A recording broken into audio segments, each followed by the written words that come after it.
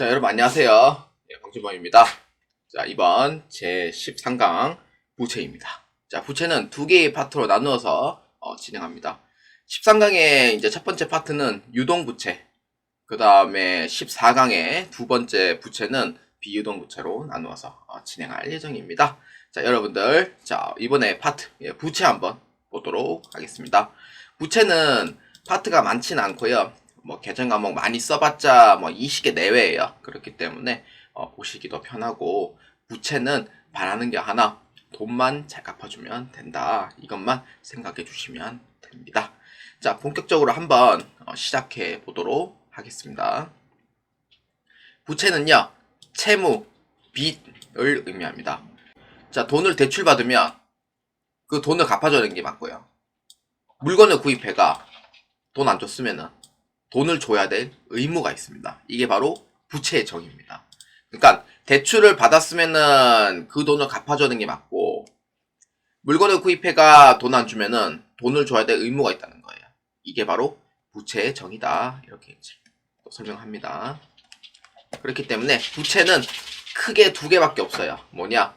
유동부채와 비유동부채로 구분합니다. 이렇게 1년 이내에 상환이 가능한 부채, 그 다음에 1년을 초과해서 상환을 해야 되는 부채, 이 두 개로 나누어져요. 그렇기 때문에 그 종류를 하나하나씩 한번 보도록 하겠습니다. 자, 그래서 1번 부채, 부채의 증가는 대변에 기입한다. 아시죠?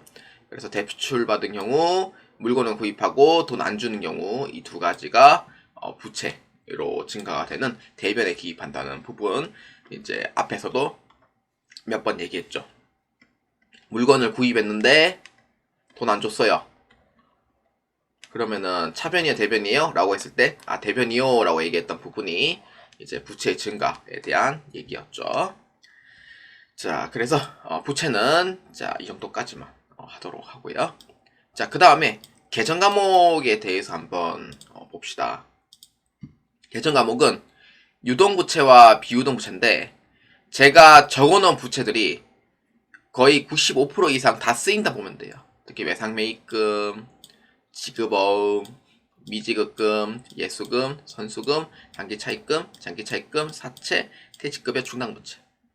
퇴직급여 충당부채는 그 이후에 얘기하겠지만 잘 안 쓰입니다. 요새는 옛날 기업이 아니면은 퇴직급여 충당부채를 설정할 일은 거의 없다고 보시면 돼요. 요새는 연금으로 대체하다 보니까, 그래서 퇴직급여 충당부채를 쓰는 일이 많이 줄었고요. 게다가 법인세에서도 현실성이 없다고 판단해서 모든 비용 자체를 인정을 안 하는 게 퇴직급여 충당부채입니다. 그렇다 보니까 요새는 법인세 때문에 잘 설정을 하고 있지는 않아요. 자, 그래서 하나하나씩 한번 볼까요?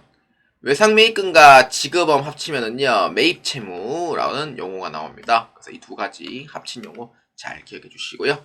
그래서 원재료나 상품을 구입하고 아직 돈 안 준 거다. 그러면은 외상매입금.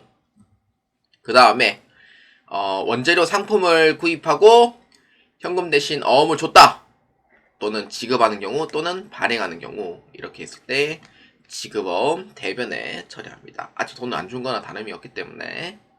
그 다음에 미지급금. 원재료 상품 이외의 비용입니다. 그래서 미지급한 경우. 그러니까 이런 경우죠.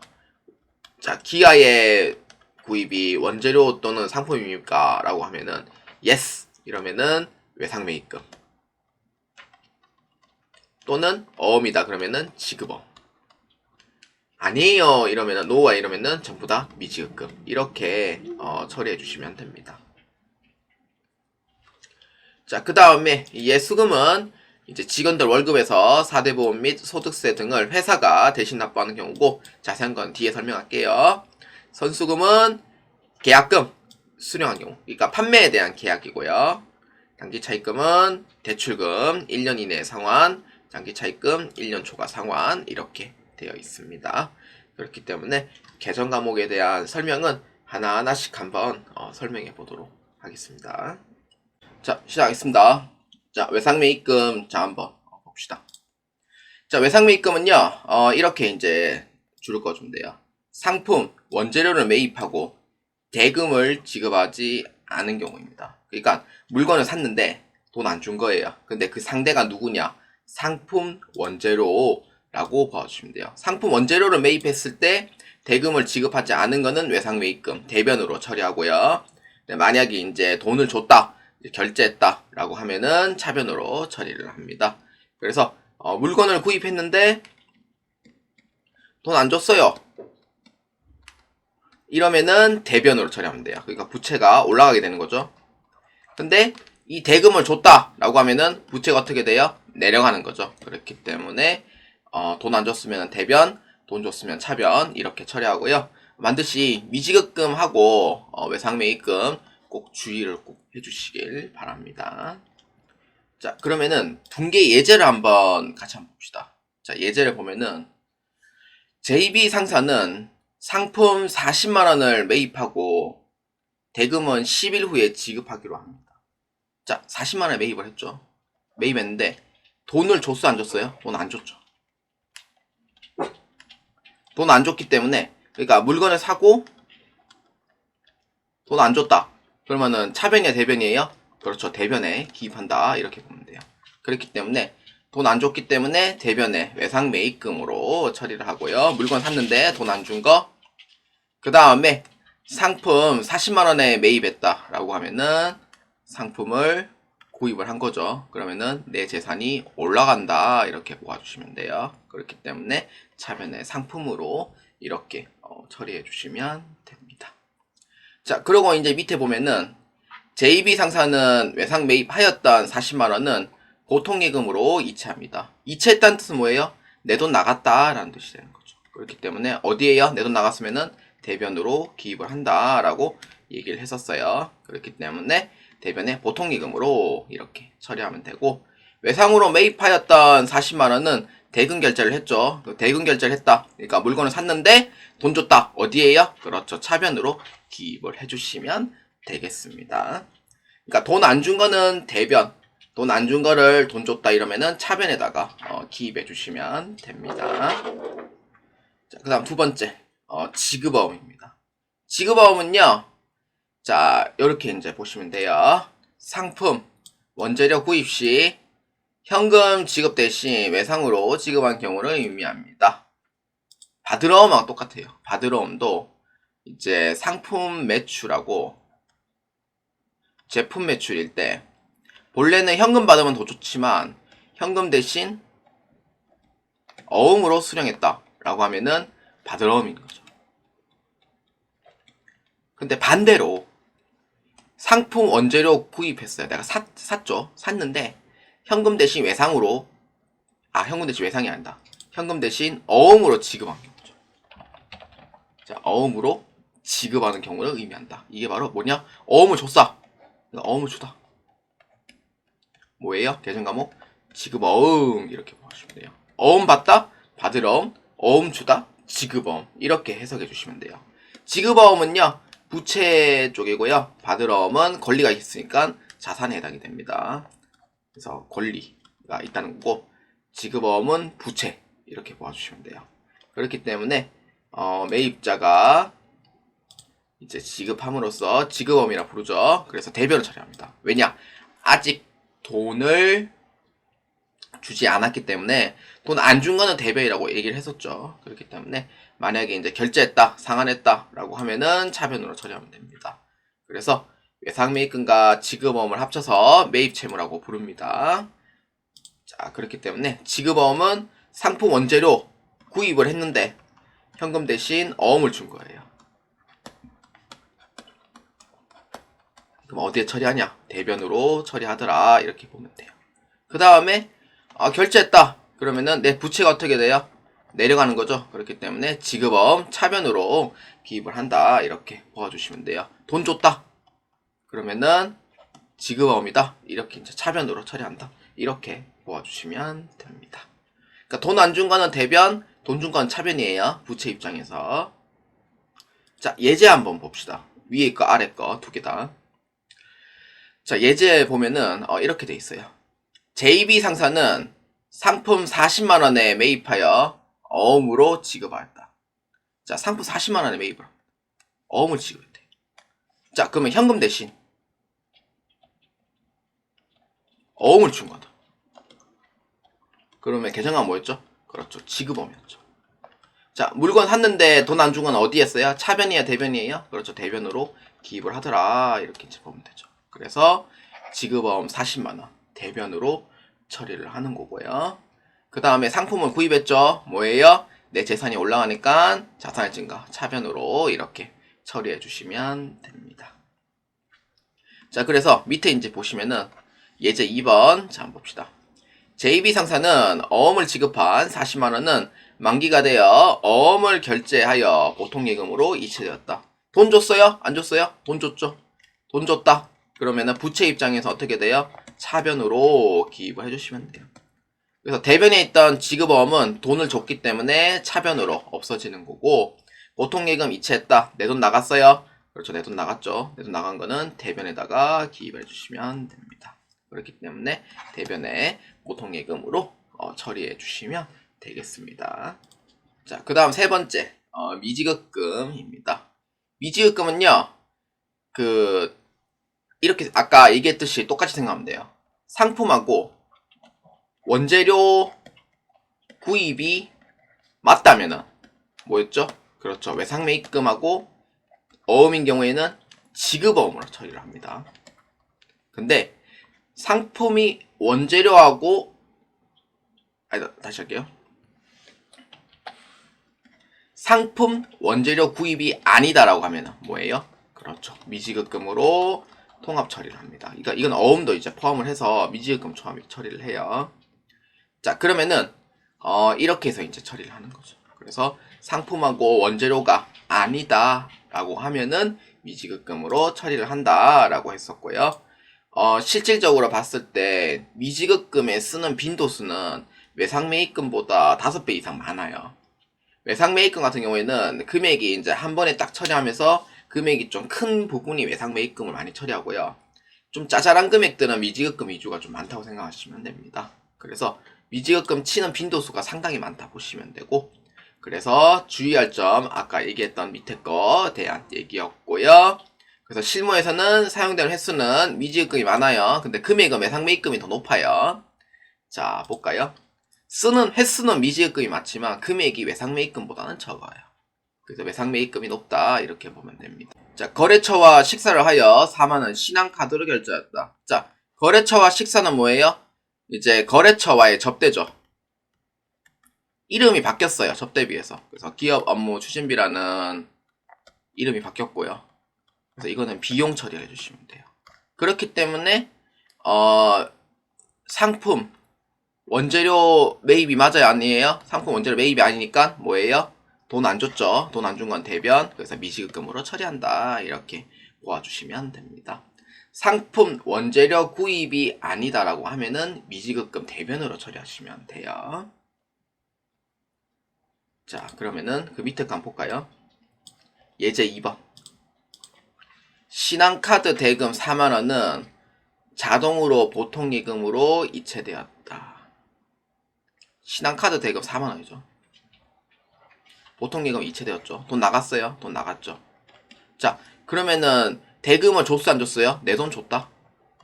내 돈 줬다. 내 돈 갚았다. 그럼 어디에요? 차변으로 기입해 주시면 돼요. 물건을 구입하고 돈 안 준 건 대변이라 했었고, 그 다음에 물건을 구입해가 돈 준 거면은 차변으로 기입해요. 그래서 내 돈 줬다, 갚았다. 그러면 어디? 차변으로 처리하면 돼요. 그래서 미지급금 4만원 차변으로 처리하면 되고, 돈 나갔죠? 돈 나간 부분은 대변으로 기입하시면 돼요. 그래서 대변에 보통예금으로 처리해 주시면 되겠습니다. 자, 오늘 했던 거 이제 세 가지 했죠. 외상매입금, 지급어음, 미지급금 세 가지 있었어요. 요게 부채 3대장이라는 개정 과목이기 때문에 많이들 쓰이는 개정 과목이니 꼭 숙지를 꼭 해주시길 바랍니다. 자, 그러면은 우리는 이제 4번 예수금에 대해서 한번 설명해 보도록 하겠습니다. 솔직히 예수금은 한자어긴 한데 사실 이 한자어를 제가 해석을 못했어요. 그래서 위키백과에도 찾아보고 예전에 뭐 지식백과 사전도 찾아보고 그랬더니 뭐 예수한다 뭐 이런 얘기만 있고 정확한 뜻을 제가 이해를 못했어요. 아직도 이게 왜 예수금인가라는 그런 의문을 남긴 상태에서 한번 설명해 보도록 하겠습니다. 자, 예수금은요, 내 돈이 아닙니다. 내 돈 아니에요. 자, 일단은 이거 중요한 게 내 돈이 아닙니다. 누구 돈이냐? 종업원의 돈을 다른 곳에 대신 납부해준다. 이게 바로 예수금이라고 보시면 돼요. 그러니까 종업원의 돈을 다른 곳에 대신 납부한다. 이렇게 생각하시면 돼요. 이게 바로 예수금이다. 이렇게 보아주시면 됩니다. 그러니까 회사 돈이 아니에요. 직원들 돈이에요. 그렇기 때문에 이 부분 잘 이해해 주시고요. 그래서 여기 첫 번째 줄에 보시면 돼요. 직원들의 사대보험 및 소득세 등 급여일을 제외하고 종업원에게 지급, 사대보험 및 소득세인 경우 다음 달 10일까지 각 기간에 납부해야 한다. 이 뜻은 뭐예요? 회사 돈 아니죠. 그렇기 때문에 회사 돈이 아니고 저 직원들 돈을 다른 곳에 징수하여 대신 납부해 준 거죠. 이게 바로 예수금이다. 이렇게 이제 모아주시면 돼요. 자, 그래서 뒤에 다 아까 얘기했던 부분이었고요. 그래서 예수금 대변으로 처리합니다. 왜냐하면은 돈을 줘야 될 의무가 있어요. 회사 입장에서는. 그래서 이거를 대변으로 처리하고, 그래서 다음 달 10일에 납부 시 차변으로 기입을 한다. 이렇게 보아주시면 되겠습니다. 자, 그렇기 때문에 자, 한번 봅시다. 직원들의 급여 1000만원, 사대보험 100만원, 소득세 50만원 있습니다. 자, 급여는 비용이에요. 말 그대로. 그래서 차변으로 기입합니다. 근데 사대보험하고 소득세는 이거는 이제 회사 돈이 아니죠. 회사 돈이 아닌 직원들의 돈을 대신 납부하는 거예요. 그래서 이거를 어떻게 예수금으로 처리한다. 이렇게 보아주시면 됩니다. 그래서 급여는 회사에서 주는 돈 1000만원이고요. 그 다음에 사대보험과 소득세는 직원들 돈을 대신 납부를 해줘야 될 의무가 있으므로 예수금, 나머지 금액은 돈 안 준 걸로 그냥 보시면 돼요. 그래서 미지급금으로 처리하시면 됩니다. 자, 이렇게 해서 처리하시면 돼요. 자, 예수금은 직원들의 돈을 대신 납부해줄 의무가 있으므로 아직 준 건 아니에요. 그래서 대변으로 처리를 한다. 이렇게 보시면 되는 거고. 자, 그 다음에 이제 밑에 한번 볼까요? 자, 예제 2번. 제2B 상사는 직원들의 사대보험 및 급여를 각 기간 내 보통예금으로 납부합니다. 그래서 다음 달 10일이 되었을 때 직원들의 내야 될 세금 등을 어떻게 납부를 한 거죠. 돈 나갔어요. 어디에요? 돈 나갔으니까 대변으로 처리하시면 되고요. 그 다음에 직원들의 세금을 납부를 해줬으니 부채가 어떻게 돼요? 내려가는 셈이 되죠. 그래서 차변에 예수금으로 처리해 주시면 되겠습니다. 그래서 이렇게 정리하면 돼요. 자, 예수금의 대변에 들어가 있는 부분 어떻게 돼요? 이제 회사 돈이 아니죠. 직원들의 돈을 이제 납부할 준비가 되어 있는 거예요. 납부할 준비가 되어 있다. 그러면은 대변. 그래서 이거를 다음 달 10일에 납부했다. 그럼 어디로 가면 돼? 예수금 차변으로 간다. 이렇게 흐름만 잘 잡아주시길 바랍니다. 자, 그 다음 5번째 선수금입니다. 선수금은요, 선급금하고 비슷한 한자어예요. 먼저 받은 현금이라는 뜻이고요. 그래서 상품을 판매하기 전에 계약금으로 미리 받은 것을 선수금이라고 합니다. 선급금하고 차이점을 다 설명해 볼까요? 선급금은 나중에 계약이 파기됐을 때 받을 수 있는 권리가 있기 때문에 자산으로 봐요. 근데 이거는 구입에 대한 계약금이에요. 그 다음에 선수금은 이거는 이제 의무, 만약에 계약이 파기되었을 때 돈을 줘야 될 의무가 있어요. 그렇기 때문에 부채를 봅니다. 그렇기 때문에 이거는 판매 계약금이라고 봐주시면 돼요. 그래서 이제 선수금하고 선급금 헷갈리지 않도록 해주시고요. 자, 그래서 두 번째 줄에 자, 한번 볼까요?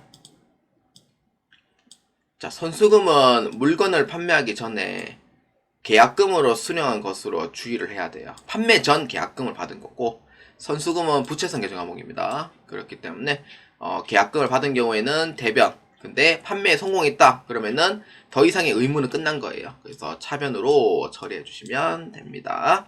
그래서 이 마지막 줄 꼭 잘 기억해 주시기 바랍니다. 자, 그래서 한번 예제를 보면서 한번 또 설명해 보도록 할까요? 자, 제일 위에 줄 한번 봅시다. JB 상사는 H 상사가 상품 300만원을 판매하기 위하여 계약금으로 보통예금 30만원을 수령하였다. 자, 300만원을 판매하기 위하여는 거래가 있어요, 없어요? 거래가 없죠. 그렇죠. 이거는 구두계약입니다. 실질적으로 받은 건 뭐예요? 보통예금으로 30만원 수령하였다. 뭘로? 계약금으로 이렇게. 그럼 이거는 판매에 대한 계약금이죠. 자, 미리 받은 계약금이죠. 뭐예요? 미리 받았다. 선수, 그 다음에 현금 이렇게 보시면 돼요. 선수금이죠. 선수금은 이제 만약에 파기됐을 때 돈을 줘야 될 의무가 있으므로 부채성 계정에 대변으로 기입을 한다. 이렇게 보면 돼요. 그러니까 판매전, 계약금 받은 거고 그 다음에 돈 들어왔죠? 내 돈 들어왔어요. 어디에요? 차변으로 기입하시면 돼요. 그렇기 때문에 보통 예금으로 처리를 한다. 이렇게 보시면 됩니다. 자, 그 다음에 이제 두 번째, 이제 연결되어 있는 부분. 자, 한번 봅시다. JB 상사는 H 상사의 물건의 판매 결정을 하여 300만원을 매출하였으며, 선수금 30만원 제한 다음 달에 다음 달에서 지급이 아니고 수령하기로 하였다. 이렇게 보면 돼요. 자, 이렇게 보시면 돼요. 자, 물건을 판매를 했습니다. 그럼 뭐예요? 상품 매출이죠. 상품하고 상품 매출은 엄연히 달라요. 상품은 자산이고 상품 매출은 수익입니다. 그래서 수익이 발생이죠. 그래서 선수금 30만원 제외한 나머지는 다음 달에 수령하기로 했다. 뭐예요? 돈을 못 받았어요. 받을 수 있는 권리가 생겼죠.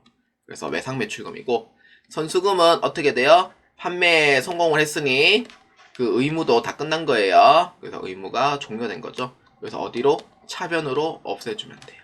그래서 선수금 30만원 이렇게 처리하면 되고, 대변에는 상품 매출로 이렇게 분기 처리를 해주시면 되겠습니다. 그래서 이거를 외우려고 하지 마시고 흐름을 잘 이해해 주시면서 계정 과목을 한번 파악해 보시길 바랍니다. 시간이 오래 걸리면 오래 걸릴수록 오히려 나중에 복습할 때도 또 한 번 더 볼 때도 아마 그 시간대가 내려갈 거예요. 그렇기 때문에 처음에는 이제 숙지하는데 시간이 걸리더라도 한 2번 정도 보고 또 3번 보면은 어느 정도 시간은 많이 줄여져 있을 테니 꼭 한번 흐름만 잘 이해해 보시길 바랍니다. 자, 단기 차입금 또는 유동성 장기부채입니다. 자, 유동부채 이제 마지막 파트가 되겠고요. 자, 단기 차입금하고 반대말이 이제 단기 대여금이죠. 단기 대여금은 뭐예요? 자산이죠. 그래서 나중에 돈을 빌려주고 받을 수 있는 권리가 있는 거고, 단기 차입금은 대출을 받고 그 다음에 지급해줘야 될 의무가 있어요. 그래서 부채성 계정 항목이다. 이렇게 보면 되죠. 자, 그래서 첫 번째 줄 한번 볼까요? 단기 차입금은 은행에 대출받은 경우 또는 개인 법인에게 자금을 대출받은 경우 1년 이내에 상환하는 경우 단기 차입금으로 분류한다. 그러니까 돈을 줘야 될 의무가 있는 거예요. 언제? 1년 이내에 돈을 줘야 될 의무. 이렇게 보면 돼요. 자, 그러면은 이렇게 보면 돼요. 대출 받았다.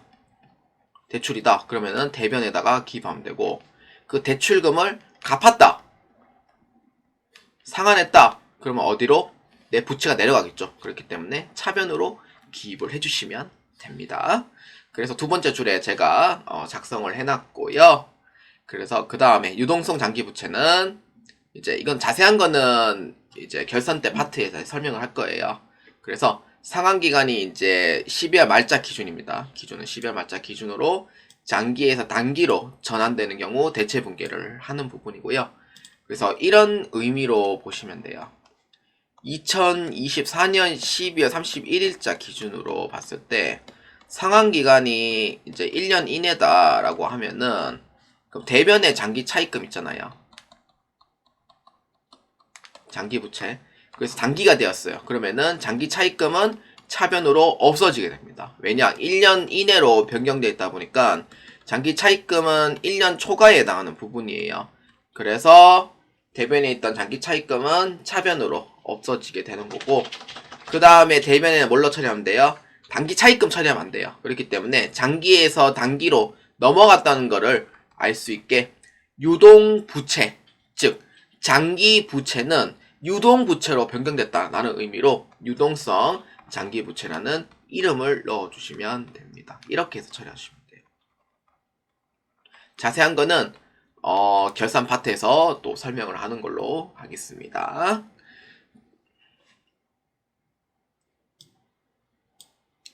자, 오늘 했던 내용 개정 과목 6가지 오늘 했습니다. 어떤 거냐? 외상 매입금 했고요.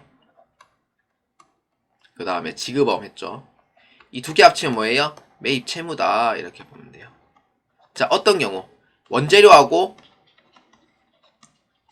상품을 구입을 해가지고 돈 안 준 거, 그러면 어디로 기입하면 돼요? 대변을 기입하면 되고, 그 다음에 돈 안 준 대금을 결제를 했다, 그럼 어디로? 내부채 내려가죠. 그래서 차변으로 기입을 한다, 이렇게 보면 된다 라고 얘기했었죠.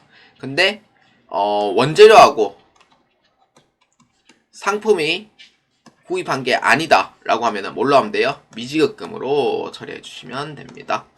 그래서 외상 매입금하고 미지급금 헷갈리지 않도록. 자, 그래서 이제 미지급금까지 했고요. 그 다음에 아까 예수금. 예수금은 뭐예요? 내 돈 아니죠. 회사 돈 아니고 직원들의 그 이제 4대 보험, 그 다음에 급여에 나오는 소득세 등을 개인이 납부를 하더라도 납부 안 해요. 그래서 회사가 대신 납부해 주는 거예요. 그래서 대신 납부를 함으로써 이제 만약에 이제 예수금을 징수를 해야겠다라고 하면은 대변으로 처리하는 거고, 그래서 이거를 이제 다음 달 10일에 납부를 했다면은 어떻게 처리하면 돼요? 차변으로 처리해 주시면 됩니다. 그러니까 예수금에 대한 얘기 요거 잘 기억해 주시고요. 자, 그 다음에 예수금 했으면은 그 다음에 선수금. 선수금은 부채성 계정 과목입니다. 그래서 판매 전 계약금이었죠. 그래서 이에 반대되는 게 뭐였어요? 구입 전 계약금. 계정가 뭐였죠? 그렇죠. 선급금이었죠. 한자어가 이게 숫자는 받다 의미고 급자는 주다라는 의미예요. 그렇기 때문에 선급금은 자산, 이렇게 보면 돼요. 그래서 선수금은 이제 판매 전 계약금을 받았으면은 대변으로 처리하면 되고요. 그 다음에 이제 판매 이제 성공이 있는 경우는 이제 의무가 이제 끝난 거예요. 그렇기 때문에 차변으로 해서 처리해 주시면 됩니다. 그 다음에 오늘 했던 아까 단기 차입금과 유동성 장기부채에 대한 설명했었죠. 단기 차입금은 만약에 대출 받았다라고 하면은 대변이고, 만약에 그 대출금을 상환 갚았다라고 하면은 어디로 하면 돼요? 그렇죠. 차변으로 처리해 주시면 됩니다. 유동성 장기부채는 12월 31일자 기준으로 장기에서 단기로 전환되는 개정 과목이라고 했었고요. 자세한 거는 결산에서 또 설명을 하도록 하겠습니다. 자, 부채성 개정 과목은 여기까지 진행을 하도록 하겠습니다. 여러분들께서 이 부채, 돈 안 준 거는 대변, 돈 준 거는 차변이라는 기본적으로 생각해 주시고, 돈을 대출 받았다 그럼 대변, 돈을 갚았다 그러면 차변으로 이렇게 생각하시면서 한번 복습해 보시길 바랍니다. 자, 유동부채 파트는 여기까지 진행을 하도록 하겠습니다. 자, 오늘도 많은 도움이 되셨으면 좋겠습니다. 다음 파트 제 14강에서는 비유동부채 파트에 대해서 한번 보도록 하겠습니다. 자, 여러분들 오늘도 매우 감사하고요. 저는 제 14강에서 뵙도록 하겠습니다.